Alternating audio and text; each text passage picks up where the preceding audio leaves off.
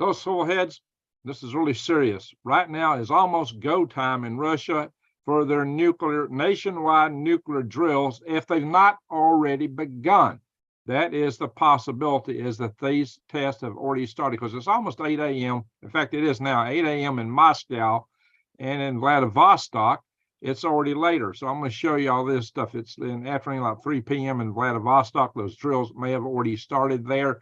So guys, I'm going to show you some stuff real quick, because Russia is going through nationwide, across 11 time zones, nuclear preparation drills, and for the event that they get nuked by the United States of America. That's what they're saying here. They're saying this is for preparation that they get attacked by the United States, considering the United States as the aggressor. They're doing this the day before we're to have our big emergency test on the 4th. And furthermore, they're planning a missile launch coming up before Friday, apparently, maybe Friday at the latest, of their Skyfall missile, which is a nuclear-powered cruise missile, which is meant to be their second response tier of missile attacks. It's what they would fire in a second wave. Are they anticipating that they might need it? I hope that's not the case. I think all this is a ploy by them, or an activity by them to signal us that they're ready, because Russia has never coordinated across all their time zones a nuclear drill at one time. They've done it region by region. They got 11 time zones there. Russia is a huge nation by land mass. It's the largest nation on Earth. So guys, they're also in this simulation they're going to do, this drill. They're not, it's not just an alert like we're doing in the United States. They're actually activating all their nuclear forces. They're acting as if they've been hit. They're going to, in this activity, assume that 70% of their homes have been taken out, that major swaths of their infrastructure is out, that the emergency planners have got to work with just regular civilian people to make things happen and get things secured.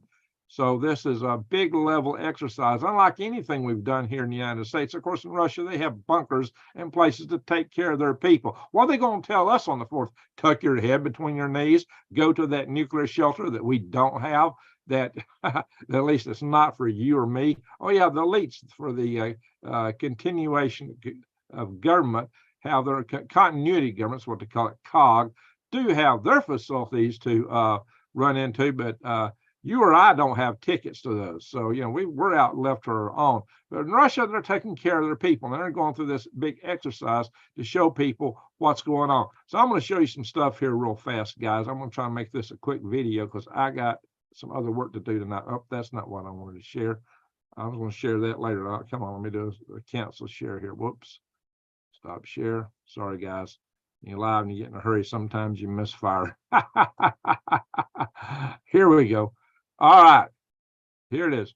Russia prepares nationwide nuclear war scenario. Now, I showed you this last night, but here's the time. In Moscow, it is now 8:03:15. In Vladivostok, it's 3:03, not 21 seconds. So they may have already started this in Vladivostok. This may be well underway. They're supposed to be simultaneous, so maybe they're just kicking it off right now. Maybe it'll be a little later, but this is imminent, guys. This is an imminent drill that Russia is doing. And like I said right here, Putin to stage a first nationwide exercise simulating nuclear attacks from the West. What do we see here, guys? Make sure I don't have sound turned on this computer here. I don't. Good.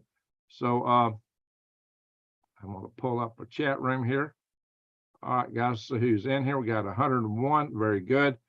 Pay attention, pay a lot of attention to this, guys, because the one-day attack exercise is only been done region by region, like I said, and they're assuming 70% of the housing and their life support facilities. I mean, what they mean by that is their utilities, their water, their power, their communications. They're assuming that stuff's getting knocked out. We haven't had a nationwide drill in America simulating nationwide that our grid is really knocked down, that all our other infrastructure is knocked out. They've done some little bitty exercises along those lines, but nothing like this to this scale. So they're really practicing for what to do should it happen. Yeah, I'd be more worried. Juanita, I am more worried about what Russia's doing right now than I am our little test that's coming up on the 4th. So This is so their scenario supposing regions, some constituent entities or regions, what that means, of the Russian Federation, result of the emergencies and other physical impact. They're assuming a complete destruction here. Once again, I don't know what they mean by hydraulic structures. Maybe that's dams. Accidents had hydraulic structures. Well, dams in America, if you take out our dams, that's pretty darn catastrophic. So I'm not sure what they mean by that, but chemical structures, radiation hazard facilities, like the nuclear power plants. So they're assuming they got radiation emergencies that's not even related to the attack. So they're talking about radioactive protection. They're trying to ensure food and medical supplies. Wow. You know, was Uncle Sam doing this for us? I don't think so. But this is why the document that this plan this claims the following. This is the reason. The risk of armed conflicts escalating to local and regional wars, including those involving nuclear powers, is increasing. Well, no duh on that. I got to agree with that. The threat to the safety of the population is posed, it's always fair to do quotes right, is posed by the risk of the use by a possible enemy, here they're talking about the United States, of modern long-range means of defeat, nuclear weapons, what we're talking about, as well as possible attacks using unmanned aerial and watercraft, drones, guys. So they're looking at a whole lot of stuff here. So yeah, so they've got their doomsday plan, the doomsday planes and stuff that'll be a part of this, like this plane here, one of the doomsday planes are all going to be scrambled. This stuff is going on. It's probably already started because oh yeah, and furthermore, they got this missile they're launching, guys. This is the Skyfall missile. This is a nuclear-powered, nuclear engine missile which breathes air in as fuel, heated air. It heats the air and expels it. I believe that's the case. At least that was the case for the American design at one time that was similar to this, which means this range, despite what numbers they put on here, you might see in some of the data, is essentially infinite. They could fly one of these around in loops and loops and loops out over the ocean until it gets a command to go somewhere, and off it goes. So, guys, this is serious. And for those joining again, this is the time it is in Moscow, and this is the time it is on the west, on the the east coast of Russia, Vladivostok, near Siberia, where they have a major naval base there. So it's already well into the afternoon. Over here in Moscow, it's business time, I would assume at 0800, a few minutes there past. So these activities ought to be kicking up just any minute if they've not already done it.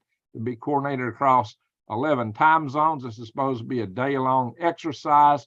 And this missile launch that's coming up, the Skyfall missile, I'll show you some more stuff about that in a moment.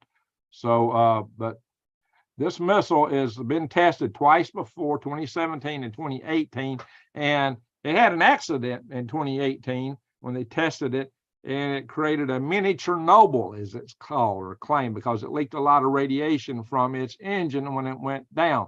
The United States tested engines underground for such a system, but the United States canceled our program because we were afraid. We didn't know how to dispose of them. What happened if it got away?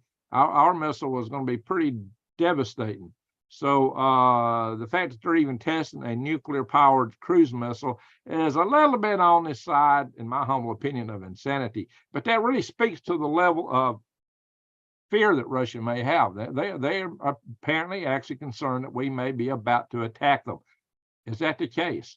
Is that part of what's going on? Is that why, or are we trying to goad them into attacking us with British troops going into Ukraine for training the Ukrainians, which the Russians have just claimed would be fair target. But anyway, so this missile is also called the Buravestnik, also the SSX-9 Skyfall. I got some charts I'm going to show you in a little bit too. I did a little PowerPoint, and that's what I accidentally opened to start with. It was a little PowerPoint presentation. And I started like probably in 2018, after I started this channel. I was going to make a presentation on this. I never finished it, but I'll show you what I got in that presentation in a moment, just so you can get a picture, mainly of our program.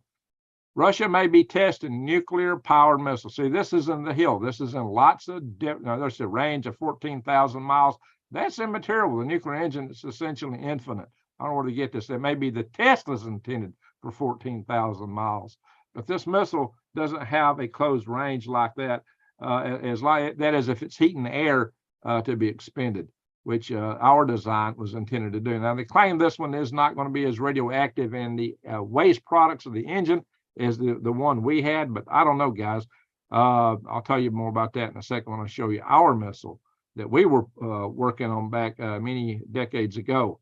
So, like again, this thing crashed. Okay, so they had a crash in 2019, so they had several tests. I got that wrong. 2017, 2018 must have been a successful test, and 2019 was the crash, the mini Chernobyl that we were talking about. So let's look over here. And the reason we know about this is these satellite photographs. And why do journalists have all this data about these satellites? I thought that was in this article here. Okay, it's another article. I got the satellite photographs. I suppose either that or this one got advanced over. Let's see what happens if I click it back. No, that's not it.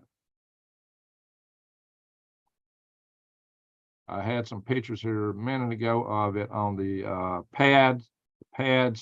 I thought this was the article. Oh, it's under here. Story continues. There it is. It just sucked it up. Here we are, guys. The mobile launcher here. This is satellite photographs. They got some vehicles in the area setting it up. Well, it's got a movable shelter over, which has been moved off now. The movable shelter has exposed it. This missile is apparently ready to launch at any time between now and they think Friday. This is all the preparations for it. Like I said, I'm not going to read the article out to you per se, but this is what's cooking, guys. And this could really cook. There's you can find this thing on Wikipedia. Again, here's the test facility. There's the rails, shelter. Well, this thing is there now, according to those satellite photographs, the latest ones. So, and this tells you about the accident. Yeah, on 9 August 2019. This is when they called it a little mini Chernobyl. I'm trying not to be too long on here tonight. We've already been here 11 minutes. We'll try to make this a quick video. I got some other stuff. I hope I can go fishing Thursday. I hope you can too there, Mr. Fisher. Mr. Fisher, go fishing, I hope. All right, but see, there's other background. The world holds breath as Putin orders 3,000 nuclear missile troops to be combat ready. Of course, if you're in a nuclear missile troop, you're always supposed to be combat ready. So is this redundant? Was this announced for show, or are they at a higher level of readiness? This is they always do these nuclear missile parades inside of Red Square. I've been here. I've seen these buildings. That's from the inside of Red Square. I was there in March of 2010. Anyway, nuclear arsenals. We don't need to look at all that. So let's look at some of these other things here. Just as background, like I mentioned, Medvedev says that the British troops trained in Ukraine are legitimate targets for Russia. Are we trying to goad them?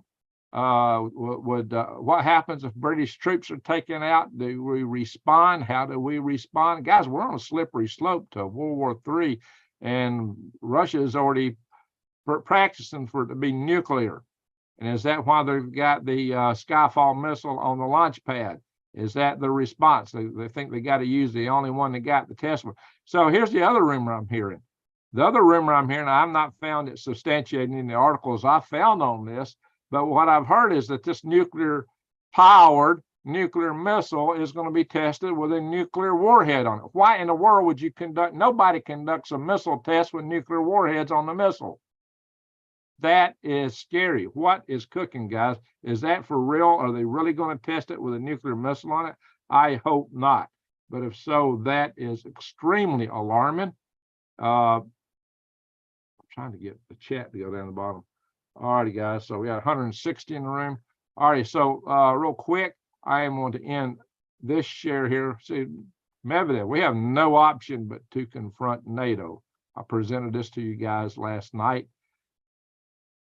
So, yeah, they're really talking nuclear. They're talking all across the country there. They're practicing it as we speak. And if you're just joining us, just to give you an idea, it's already 14 minutes after 0800 in Moscow. But on the east coast of Russia, where they have the big naval base for the Pacific, Vladivostok, which China actually claims and wants to take back, it's well into the afternoon, mid-afternoon. So guys, 11 time zones, this has been conducted across. Let me end that share halo. Let's do another share. I'm going to show you some charts that I'd made up years ago. I never finished this presentation. Let me blow it up.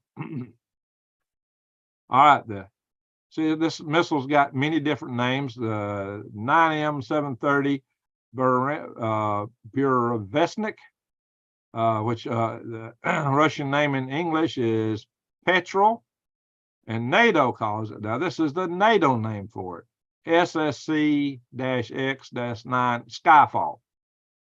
But Russians call it, well, that's a bird, I think. They call it the Burevestnik. English call it Petrel. I haven't got too many names for the stupid missile. But anyway, it's a nuclear-powered, nuclear-armed cruise missile, unlimited range. Okay, yeah, I had it in here to explode. I must have updated this in 2019. So maybe that's when I made this chart. Russia claimed it was a test of an isotope-powered source for a liquid-fueled rocket engine. Now, if it is liquid-fueled, then it may have a limited range. But that's not what I'm hearing. That was probably just their claim on it. All right, here's the American SLAM, supersonic low-altitude missile. I took great interest in this missile years ago because of the capabilities it was purported to have. It had a ramjet engine underneath it that used a nuclear reactor to heat air, and it would fly infinitely. The air coming out of it was going to be highly radioactive. They claimed that after this thing dropped its 14 nuclear bombs on Russia, it was just going to raster scan fly across the Soviet Union, and the output of the engines was just going to roast everything radioactively. They called it a rooster booster, well, kind of a rooster rocket to some people, because they said it would fly the roosters in the barnyard flying over, and the sonic boom would blow your eardrums out, and then it would fry you. Yeah, so even after, some people thought that the nuclear weapons on board was not as bad as the missile itself flying around.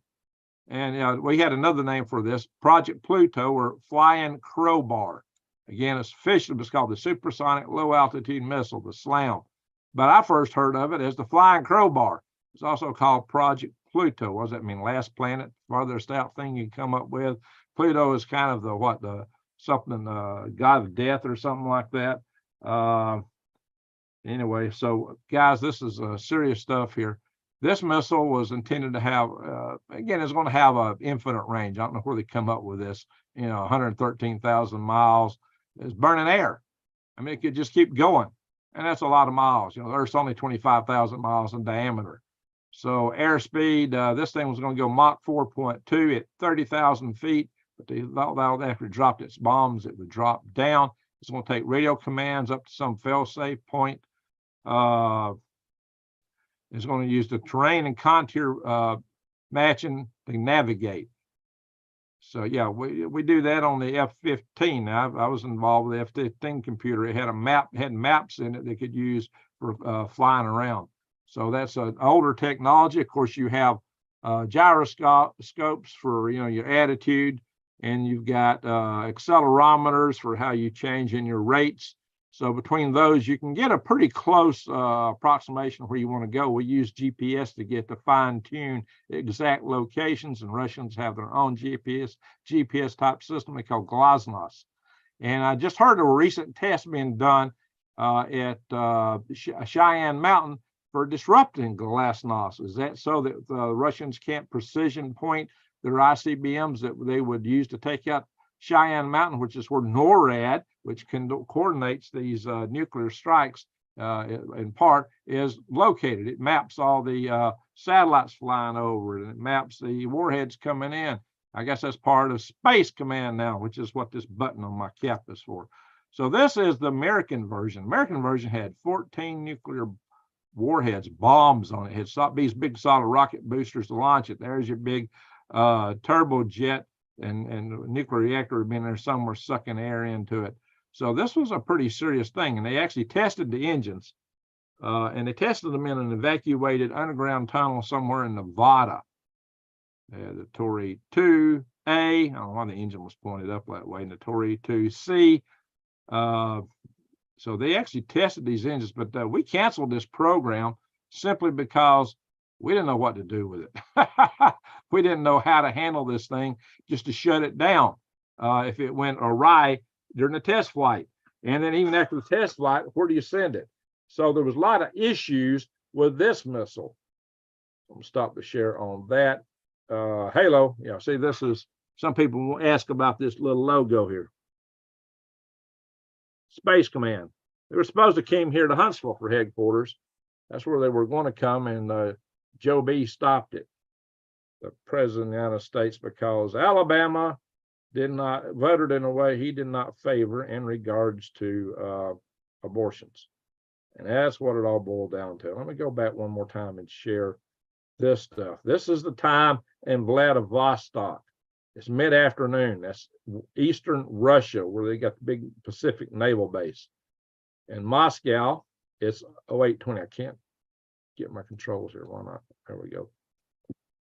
That's the time in Moscow. Now, maybe they'll start a little later, Nate. Maybe these tests are already ongoing. But to recap, for those of you that's just joined, Russia's got nationwide nuclear drills that are starting any moment now, if they've not already started, that are simulating destruction of 70% of the homes in Russia. Massive infrastructure hits. It says hydraulic structures. I assume that's dams, chemical structures, and radiation hazardous facilities, which are probably nuclear power plants, nuclear factories, bomb factories, whatever, resulting in secondary hazards. Well, if you've seen my presentations with our nuclear powered plants, this could be worse than the primary hazards of the actual nukes going off themselves. So you need to watch my EMP related series to see that stuff. So guys, this is what's happening here. We have pro-Kremlin member of their parliament, which is the Duma, threatens USA with a nuclear attack on Russian TV. This guy's a lieutenant general. He's not just a member of parliament. He's a lieutenant general. We will 100% inflict unacceptable defeat on the USA. Now, they just came out with that. So, guys, this is, there's a lot of these Putin cronies that are out there telling us about this stuff, about this nuclear Armageddon. So, Medvedev has been saying this stuff. We've all heard him say it, but it's coming out of plenty of other mouths over there now. And that guy is both a member of parliament and a member of the military, maybe retired, but I don't know whether he's retired. He's a lieutenant general. I don't know if those guys ever really truly get to retire, especially in the wartime. We can recall our generals in the time of war. So, and this is what he said about their system. He said, our strategic capability is our nuclear triad. This is what is designed for the landmass of the United States of America. This is specifically for them, meaning us. And we know very well that after that, there will be no United States of America. We will 100% inflict an unacceptable defeat on the USA. They know that. So why are we poking the bear? Why are we poking the bear? Guys, I don't know. This is somewhere over in cuckoo land. Guys, it's just unbelievable what's happening here. So where we're at, where things are heading. Let me stop the share now. Let's just chat for a moment. Let me just talk to you for a moment. Guys, think about this. In times of peace, relative peace, I mean, during the Cold War, we had numerous close calls where we almost got in a nuclear conflict due to misinterpretations, bad data, due to accidents, loading training tapes where we're supposed to load the real ones, problems with electronics, problems with satellite sensors, a lot of things that indicated missile launches that weren't missile launches. One time it was an accident where in Norway, they launched a Black Brant rocket. Some of the guys at NASA Wallops Center were involved in this test, and it was just a regular little sounding rocket test. And they actually notified the proper desk in Russia, but the guy did not forward the message to his command in Moscow, and they broke out the nuclear footballs in Russia, and the generals were begging Yeltsin to launch. And Yeltsin says, I don't know, I just had a good meeting with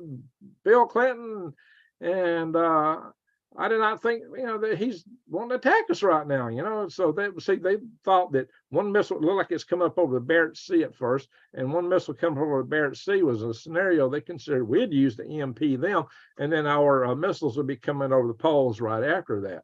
course, you got to realize now we're looking up to the poles for Russian missiles. The Sarmat missile, though, is powerful enough to actually come in over the South Pole, to go over Antarctica and come up through our Gulf of Mexico and hit us. And we ain't looking down there. We wouldn't even see it coming, guys. So we got a lot of stuff cooking here. Hey, Jesse from Arizona. Jason, computer error. Yeah, there's been tons of computer errors, misinterpretations. But the beauty of it was that, at least with Russia, before we had hypersonic missiles mounted on ships and everything that have short fuse times, we had the luxury of enough time to determine, was it real or not. A lot of countries right next to each other with nuclear weapons now. India and China, Pakistan and India, they don't have that luxury anymore. They're on a hair trigger, and if something gets, if they get a misinterpretation, they're liable to go up. The prospects for nuclear war are going up on this planet, and we're getting more and more players. And that's just like adding more rounds to the few chambers on the roulette every time we spin it, that revolver chamber. Guys, it's the probabilities are getting too high. We came exceedingly close several times when we least expected it. Of course, there was a Cuban Missile Crisis, and there was about now I've learned of the numbers. There's been about 3 different incidences in the Cuban Missile Crisis where we came a hair's breadth from nuclear war. And now here we are in heightened tensions again. It's too easy now to make a mistake. It's too easy to misinterpret things because the tensions are high. We're sending EAMs out, emergency alert messages, like crazy in preparation to our nuclear forces. That's what the EAMs are for. We're just, today there was a ton of those things being transmitted. You can bet with what's going on in Russia tomorrow, our troops will be very alert. Does that mean we're going to be at a higher DEFCON level? You tell me. Iran is a future nuclear power, may already be a nuclear power as far as we know. I've heard rumors that they had 2 missiles that they took from Kazakhstan before, after the Soviet Union fell. And I had somebody correct me later and tell me, no, it was actually 4. So I've got some intel that suggests they actually already have nuclear weapons. And I don't know, guys. They're trying to make their own, and Israel is threatening to pound them any minute now. So we got Israel, Iran. We've got Russia, Ukraine, NATO. We've got China, Taiwan, China, Philippines, China, India, Pakistan. It's getting too interesting, guys. But with these drills going on, with these drills happening right now, and the stuff that's happening, here, look at it. Here it is. Today, it's already the 3rd. Russia's doing its drills. They're commencing any moment now. They've already commenced. Tomorrow, we do our emergency alert system, which is not going to be anywhere near as far as I know, as extensive as what Russia's doing. And somewhere right after that, they're set to launch this Skyfall missile. Allegedly, according to some sources, with a nuclear warhead. Why would you do a test with an actual nuclear warhead on a missile? Dummy one? Yeah. If it's a test, why would a test contain a nuclear warhead? I hope that's wrong. I hope that's an error. That is nuts, especially with a missile that's had problems like this one's had. Especially with a missile, I don't know, guys. Yeah, we could be minutes away from God knows what. Prep and pray is all I can say. Prep and pray, everyone. It really doesn't matter if our government won't let us know. Yeah, that's the other thing. Look what Russia's doing. They had a drill many months ago where they actually put 40 million people in bunkers, a large portion of their population. Do you expect anything like that's going to happen? We don't even have the bunkers to put people in here. Oh my gosh, guys, just the continuity of government, and, maybe some of their favorites, all the millionaires, just about all of them are big time preppers. Yeah. You'll find that Sam Altman, even, the guy started the Chat GPT, and several of them have massive bunkers. Even Billy Goat Gates has got massive bunkers, massive underground bunkers. Lots of these guys do. They don't talk to you about it. They don't tell you to get ready. They don't tell you to prep and prepare. I do. I try to. I hope you guys are taking it to heart and doing what you can. I know a lot of you don't have money for these kind of things, but I would say you'll get, every time you can buy an extra can of beans, an extra cigarette lighter, anything like that. Buy your fuel. Make sure you keep your gas tank full right now. Because if the grid goes down, you may not get any more. Fill up your gas cans, all of these that you can. Get ready, folks. Get some extra food, because if this goes down, once the balloon goes up, and that means the war starts, if the power grid goes down, that's it, game over. I mean, right now we're playing musical chairs. We're all just walking around the chairs, waiting for the music to stop to sit down. When that music stops, it's game over. That could happen anytime, any moment. Maybe it won't happen. I'm still hoping and praying that saner heads will prevail and we won't go over the nuclear threshold. But when you look at all the saber rattling out there right now, a lot of it could be, just posturing. It could be trying to let the other side know, hey, we're ready, so don't do it. That could be. And, every country really should be practicing and getting ready for something like this should it happen. That's true. But all these things happen right now, and with the tensions that we have in the world today, if that don't wake you up, if that don't get your attention, I don't know what will, shy of actual mushroom clouds going up. If those mushroom clouds are going up, or if all the lights go out, too late. Too late. Game's over. What you got's all you got. Get you some medicine, some antibiotics, get whatever you think you might need. Get it while you can. Because even if there is a little window of time after the first tactical nuke might be used in Europe, there's going to be a mad rush to the stores. Remember the toilet paper preppers, how they cleaned all the stores out of toilet paper? Is toilet paper going to be the first thing to disappear? I don't know, guys. I don't know. Trillionaire, how you doing, Trillionaire? Tell us about it. Yes, pray. So, guys, I don't know how to convey the seriousness to you. I don't quote and put words in my mouth and say, Greg Allison says we're about to hit a nuclear war. I've not said that. What I'm saying is that we are in the greatest danger of it that we've probably ever been in. The probability is getting way too high, even if it's accidental. The probability of nuclear war is gone up considerably. And even if it weren't for these things, just having so many people, so many countries now with nukes makes that probability go up. But it could be imminent. When you're looking at all this stuff, and all this could be, the some early stage kabuki dance or something, just for a show of force to show everybody else. But look, Britain just basically said they could use their navy in the Black Sea to defend grain shipments from Ukraine. So does that mean that Russian and British navies might get into it in the Black Sea? That is World War III. Guys, we just keep slipping closer and closer and closer. Is this something we want? No, I don't mean like us personally. Our so-called elites, is this what they're pushing for? Are they pushing for this so they can declare martial law and suspend the elections coming up, or just hope that we won't vote a party out in the middle of a war, which we've not done in the past? We don't change horses in the middle of a war typically. Is that the last ditch hope of the state that often referred to as being so deep? Yeah, downtown, huge government city, exactly, underground. Yeah, the government types, yeah, they expect that they're going to continue, at least the leadership, the top brass of these entities, they've got their continuity of government. Where's the continuity of the people? Where's the continuity of you, the continuity of me? Well, that's us. We got to do it for ourselves. Unlike in Russia, we got to do it for ourselves.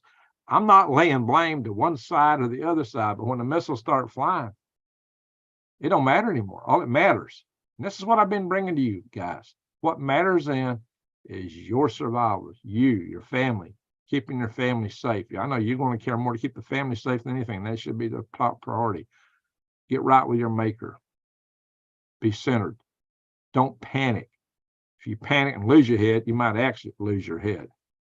You make stupid decisions. You can run around and do things that will get you in great trouble if you panic. Don't panic. But the best way not to panic is to get prepared right now. Don't be scared. Be prepared. And did you go to survivaltribenetwork.org? Somebody in those, one of you, like Wise Al's in the house, share the link, Wise Al. survivaltribenetwork.org. If you're not in there contacting people to find out who's in your area that you can ally with, you may be too late. Community is what's going to get you through. You need to be doing that. You guys, a lot of you have been joining by, I don't know that I've not been getting any feedback that people are trying to form communities. You need to be doing it. Wiseell's got a community. I know that in Arkansas. Everybody needs to have somebody to have their back. Make sure that you talk to your loved ones. Have a plan of where you want to meet up when it goes bad. So watch my nuclear survival videos. I'll have to come back and talk some more about nuclear survival. Hey, Desert Rose, how you doing? So I'm going to look through the chat real fast. I'm going to call it a night here. We're not going to stay in here for a long session tonight. This is about it. I'm not going to go much longer, just a few minutes. Because I'm just trying to get the word out, guys, that it's getting really serious. A lot of stuff's happening. Possible Red Dawn, who knows? Maybe. Interesting times to be alive. You're right, Arnold. There's a lot of survival information. So yes, and she did share the link early on. I showed you all that last night. If you go to survivaltribenetwork.org, you can go in there, and she's got this pie chart. You can click on those things. There's a lot of good survival information in there. There's a lot of good survival information in my videos too, guys. All right, Desert Rose, I appreciate the love sent this way, and I send love back to all of you. No profanity. Yeah, we don't do no profanity on this channel. This is a family channel. Keep it clean here. That's my main rule. Project Nerva was hydrogen. Yeah, Project Nerva was a upper stage for a deep space mission. At one time, it was intended to be a possible upper stage for the Saturn V rocket to take us back to the moon and on to Mars. Yeah. So, just a miniature nuclear weapon sounds cute. Yeah, I don't know if that's so cute, guys. They could launch this thing and just have it flying around in the Atlantic, Pacific, or over the North. So they're going to launch this thing from an island near the Arctic. So they could just have it flying around over the Arctic Ocean, just in circles until they want it to go somewhere. Yeah. Eyes rolling, Corey Lee says. Yeah. So, whoops, what's it trying to do here? Trying to scroll, and it's trying to take actions. Only if you believe in this K before you speak, Steve, would you have to ask Greg? I have no authority in these matters. What does Steve ask? Scroll back up. Can I get a wrench? Asking for a wrench don't get you a wrench. I've been told I gave out too many already. Be with us for a while, Steve, and prove yourself, and I may give you a wrench. I got to get to know you first. I gave out a lot of wrenches sometimes to people I didn't know based on the recommendation of other people, but it's going to have to be a little more close to hell going forward. Looks like an antique horse head. The Russia's test may be going on right now, KL. The nuclear propulsion, the aliens, I don't know, guys. We're quite capable of coming up with nuclear stuff on our own. So do they nuke USA before other places? I don't know. They might, if they think we're going to strike them back. If they think that using a tactical nuke in Ukraine would have us strike them back, they might. If they really think that. You know, what I've said here before, based on the teachings of Dr. Peter Vincent Pry, is a nuclear war, in the minds of many, can be fought and won. But to win, you got to strike first. He who strikes first is the winner. Now, if you can really win it, that's a whole nother question. But some people discount the nuclear winter scenario because we did tons of tests out in the Bikini Atoll, and there was no nuclear winter. We did hundreds of tests. But then again, that island was pretty barren. The whole nuclear winter thing is based on you burning a lot of cities and all that soot goes up in the atmosphere. That we've not done. So there could still be something to the nuclear winter. I don't know. Even for they kind of, hey, Amanda, how you doing? Good to see you in the house. Wish we had happier circumstances to talk about, Amanda. Hope everything's good down under. All right. I can't tell you all a plan in a few minutes. There you go. Now you get a few minutes. We can't do an entire plan, guys. I got videos. I got 2 videos going great detail about nuclear war, radiation, survival. And then I've got the 2 videos they did with Stacy Savicki about what to do in the first 24 hours and the second 24 hours. But guys, we could have it where we can't even travel. If they throw down a what do you call it, martial law on us, we don't know what is going to be affected, guys. They may not even you may not even be permitted to travel. I build a Faraday cage, do it yourself. Yeah, you can build Faraday cages. I just make wedges when I have taters. God bless you all tonight. Amen. Amen. All right, guys. So here's the thing, guys. Keep your fuel tanks full, get water. Know that, you fill your tubs up with water and everything you can, because if the grid goes down, all that water sitting in them water tanks is pumped up with electric pumps. And once those tanks are empty, they'll be gravity fed. Even after the grid goes down, you can probably still pour water, but after those tanks run out of water, it's over. It's over. If you're in an apartment, that big tank on your toilet bowl, well, that's not the water that's gone through the toilet yet. That is water you could probably use in your hot water heater. But just remember, shut the hot water heater off before you drain it. You could have a fire hazard. So yeah, there's just a lot we got to do, guys. A lot you got to do, a lot to take care of. Watch my nuclear survival videos. This would be a good time to go look at them. So you find them in my playlist. I put them prominent early on in one of my playlists that's on my channel. Go watch them. Go watch them now. There have not been many people watch them. Hey, C. Shelley, thank you. Salute, C. Shelley. So appreciate that. That really helps me out a lot. So yeah, built on rock. Thoughts on aqueducts? Yeah, you might be able to do a can aqueduct if it's not flooded with water. Drain pipes, and get underground. If you're out in a nuclear blast, if you're out in the open, hit the ground, belly down, head away from the blast. Because if you can jump into a low point, that's if you're looking to nuclear blast, you're probably going to be blind. Turn away from it. Cover your, even covering, you ever shine a light through your hands, you can still see. It's just so bright. You'll see even your eyes closed and hands over your eyes, you're going to see your bones in your hands in great detail. And you're probably losing your sight then. Hit the ground, because you're going to have a blast wave roll over. When that blast wave rolls over, it ain't over, because it's coming back, the second blast wave, and it will get you. And there'll be all kind of shrapnel flying in those blast waves that will knock you out. That's when you got to get low. So watch my videos on this stuff, guys. I did arrive a little late behind, so I'm in a huge city. Ooh, if it goes down, Rachel, you don't want to be in the city. You better have a bug out plan. Hey, I did a video on a bug out vehicle. Something like that might be something to consider. That's something you can live in if you had to, if you lose your home. I think Russia will have cooling issues with that missile. Well, supposing that's part of the design. They're trying to design to be able to fly it at hypersonic, maybe speeds. Some people think it may be subsonic, just to avoid some of the cooling issues. So there's details of the design that we're not privy to. You can bet that's top secret. Duck and cover. Yeah, a lot of people laugh at duck and cover, but actually, if you're far enough away from the blast that all you're getting is the shock wave and debris, like broken glass coming in the windows, which is what you'll see in a lot of areas, the duck and cover may save your life. That is not a joke. A lot of people say, oh, you'll be dead. So, why don't you do duck and cover? That's stupid, because the actual blast area is just a few miles, and then you got several more miles of just debris being kicked out. And that's where duck and cover matters. And it does matter.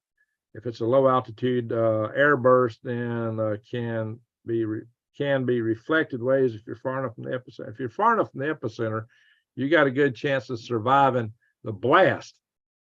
But you got to then worry about radiation. Know which way the wind's blowing, and don't be there. Hey, be like Abigail Adams. Thank you for caring and sharing. Thank you and salute. Appreciate the super chat. Drops hopefully most airbursts, of course. Yeah, hard targets to be ground burst. If you live near a military installation, major airfields, like Huntsville International, 7,000, the big long runways there, the Army Richland Arsenal Airfield down below me, the bunkers, at the Arsenal, those all may be subject to being hit by an a ground burst. Those are military targets. Cheyenne Mountain, our missile fields, Minot, and different places like that up in the Dakotas.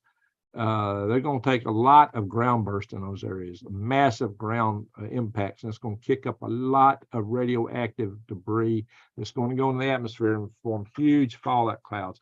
The high altitude, the air burst over the cities won't create some fallout, but won't be nearly as bad. But those ground bursts are going to be really bad. Houseboat from South Carolina. Yeah, you might be safe if you're far enough away from the blast, but make sure you're not in the fallout zones. How many mile circle? I've covered that in other 50 miles, you're fine. Anything shy of a Obama, but yeah, most of the blasts are just in a few miles. Watch my nuclear survival video. I show you for different yield sizes how far that blast goes out. I'm 12 miles from Hunts Patch. As long as they don't miss, I'm not going to be. It won't even it'll rattle my windows. The light would blind me if I looked at it. But here, the house should survive. And this won't be, unless it's just really dry outside, shouldn't be a major fire zone. But radiation is something I'd have to worry about. And then you got to worry about what happens in the nuclear power plants a few days after all that water boils off the spent fuel rods, and they start giving their gift, which just keeps coming out. The radiation dies off fast from a nuclear event. It's possible you could go out briefly on excursions 3 days later, but I wouldn't do it. The longer you can stay put inside and out of the radiation zone, the better off you are. I would say, if you possible, stay indoors two entire weeks if you can. Then most of the radiation will be gone, except for the nuclear power plant stuff. That's when they're going to start cooking. Buy duct tape and plastic, tape up your windows, because the first particles that fall will be heavy, the size of sand. But the next level of radioactive particles you got to do with is dust. That stuff will be coming through the cracks between your door and the door sill, around the windows. That's why they tell you to tape that stuff up.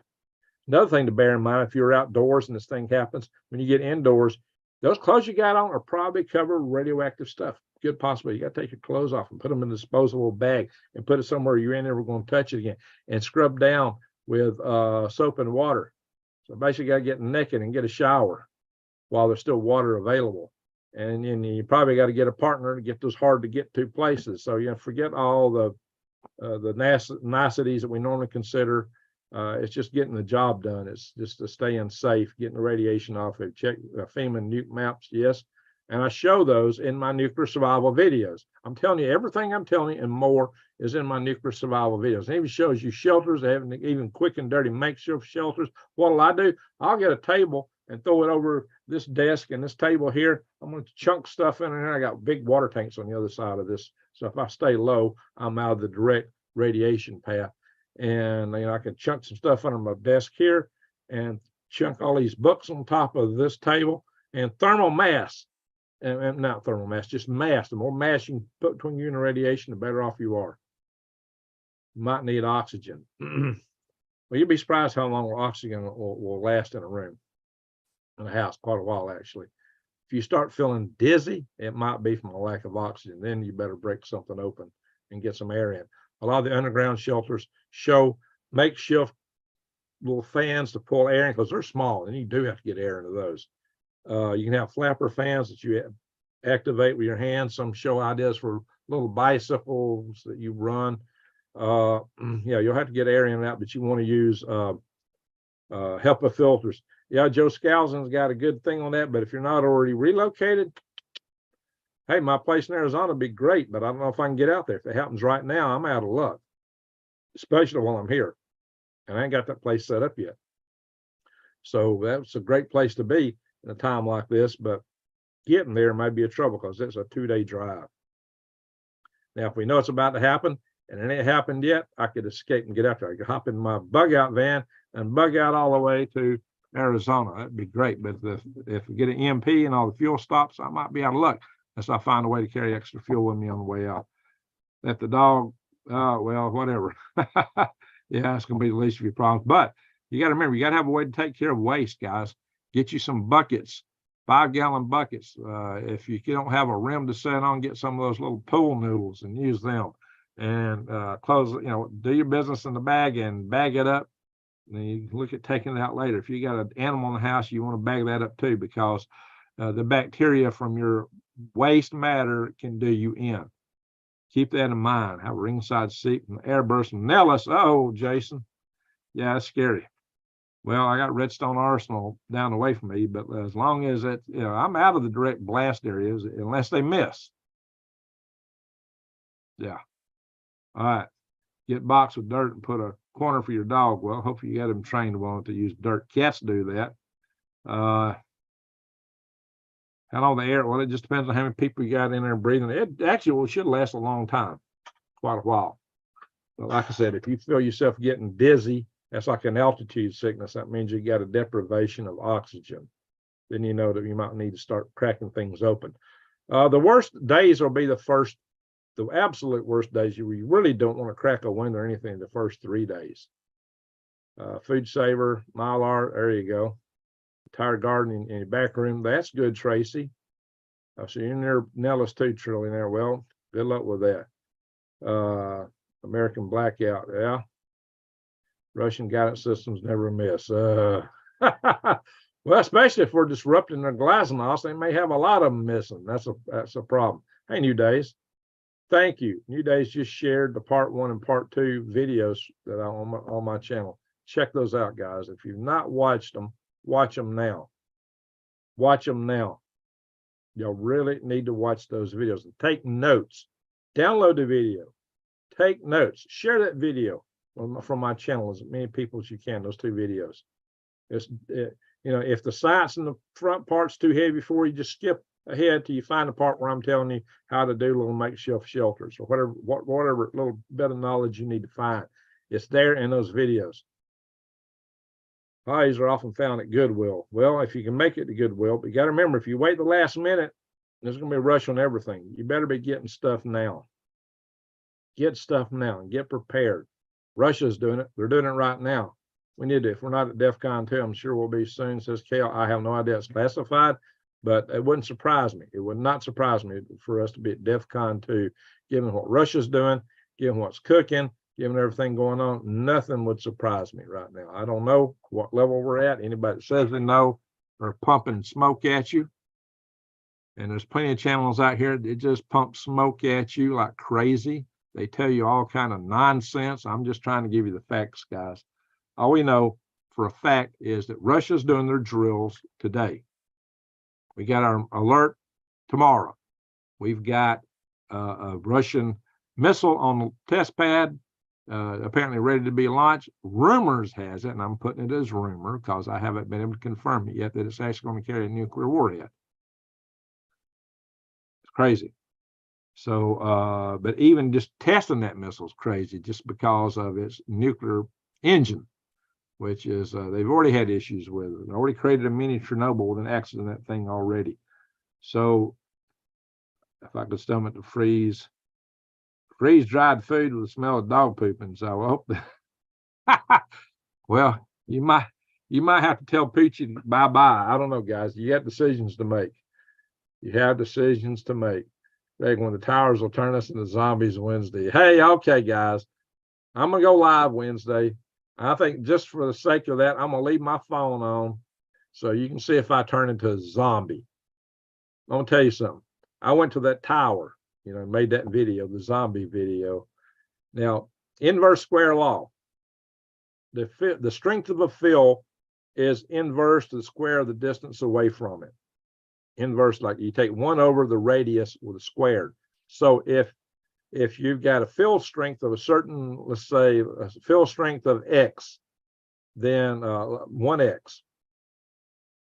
If you double your distance away, like you were 1 foot, now you go 2 foot, 1 over 2 is 1/4. 1 over 3 is 1/9.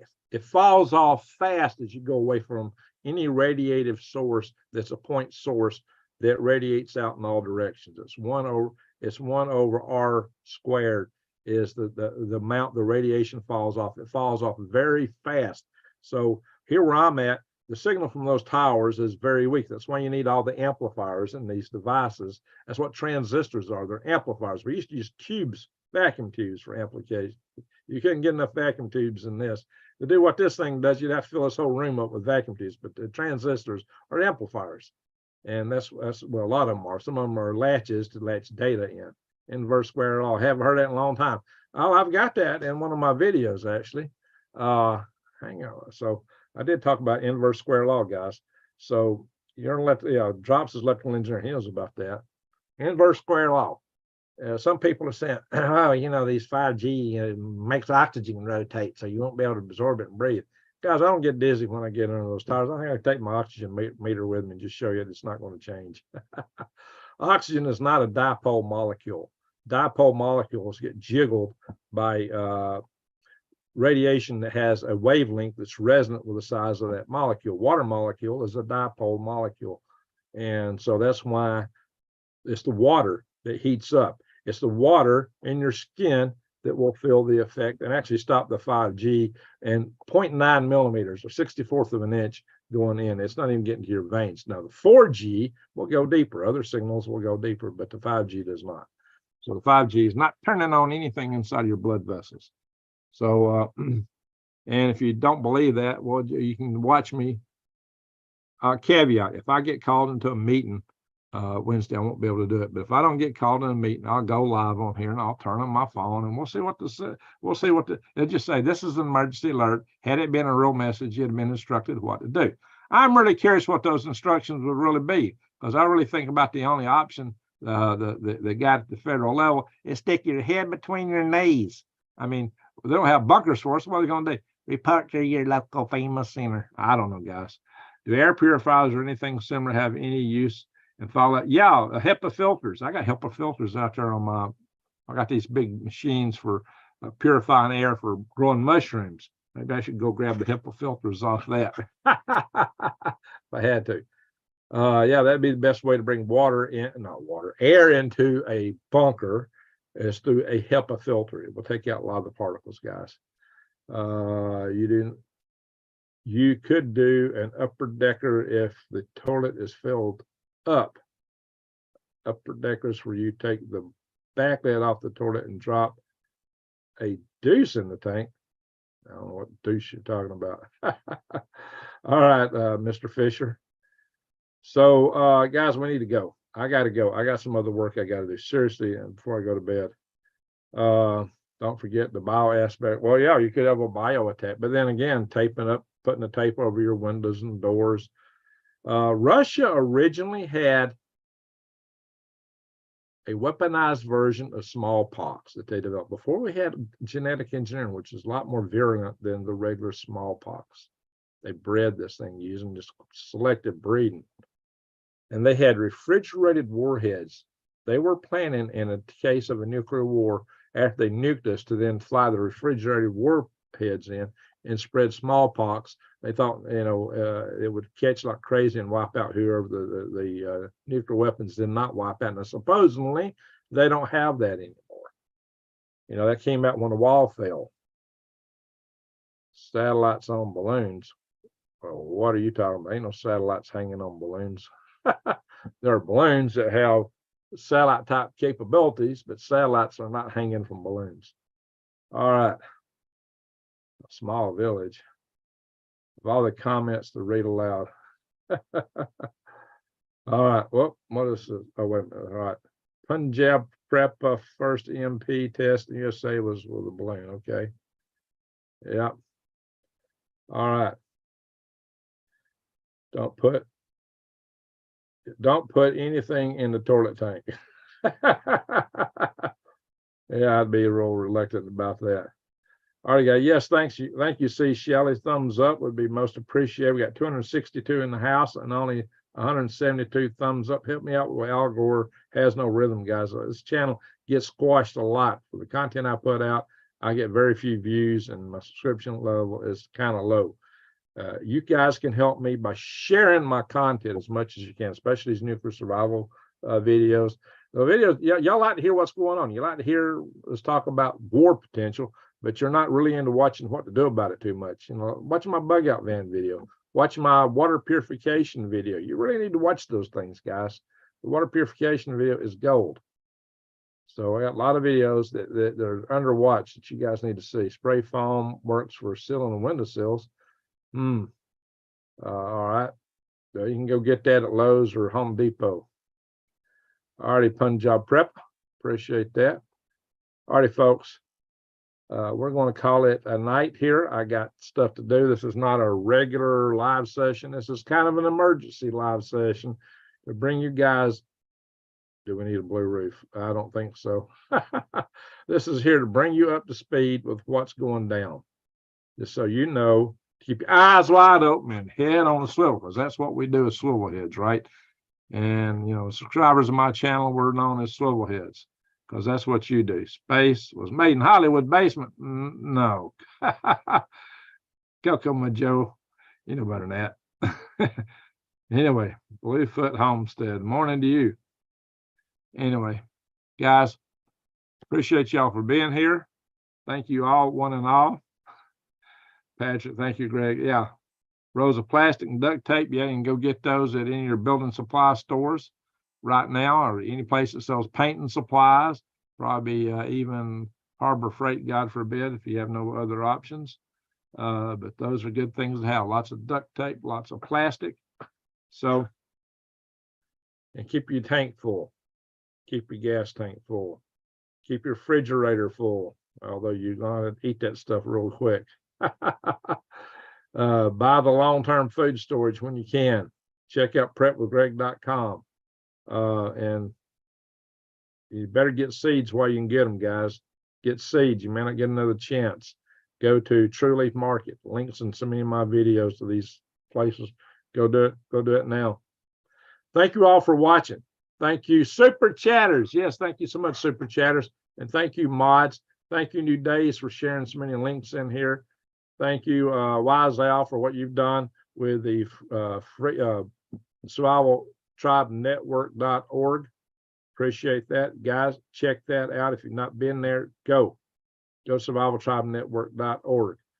And I'll give a shout out to Survival Living. He brought me a lot of subs in here the last day or two. So shout out to his channel and all the new subs that have joined us. So I appreciate that.